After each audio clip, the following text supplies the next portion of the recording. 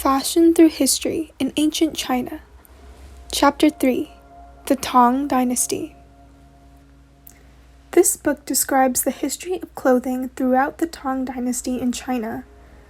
The Tang Dynasty is described as the golden age of Chinese art and culture. You will not only get to explore the common outfits of lower and upper class clothing, but also the lavish attire of royalty wear and outfits for special occasions. Author Haidee Xu. Illustrator Ena Chen.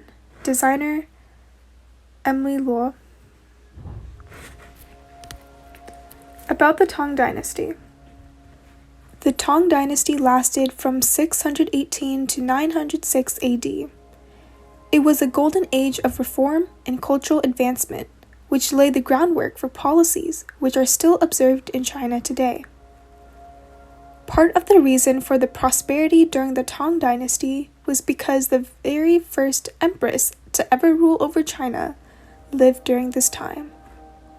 Her name was Empress Wu. Poetry and painting inventions became popular during the Tang Dynasty. 2,000 poets had written over 48,900 poems within the era.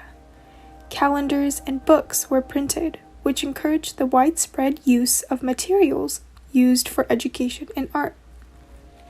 Lower class clothing.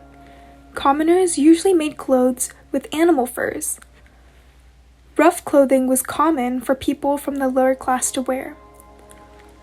Ruchuan dresses were one of the most popular types of dresses for women in ancient China. The dress shows off the figure of the woman during the Tang Dynasty, whereas it was conservative before then. The round neck robe was a daily clothing piece. It was not invented during the Tang Dynasty as it was previously worn as undergarments. However, because many people liked the convenience of wearing a lightweight robe, it grew in popularity during this time. Everyone had at least a set of both kinds of clothing, even the royal family. Upper class clothing. Colored garments played an important role in determining class.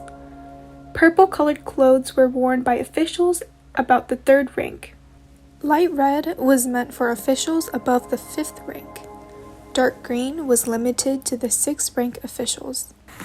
Light green was solely for officials above the 7th rank. Dark cyan was exclusive for officials in the 8th rank. Light cyan was adorned by officials in the 9th rank. The art of music and dance in the Tang Dynasty was colorful. Dancers who performed for the upper class wore goddess-like gowns with long sleeves. Their hair was put in an updo with golden hairpins and clips.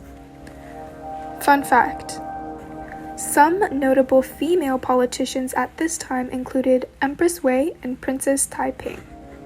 Royalty attire. Other than wearing the round neck robe, the emperor would also wear long silk robes embroidered with dragons and precious stones. To accessorize the robe, the emperor would wear a red belt plated with gold. The empress would also wear gold accessories. She would wear hairpins with dangling precious stones and have her hair in a high updo.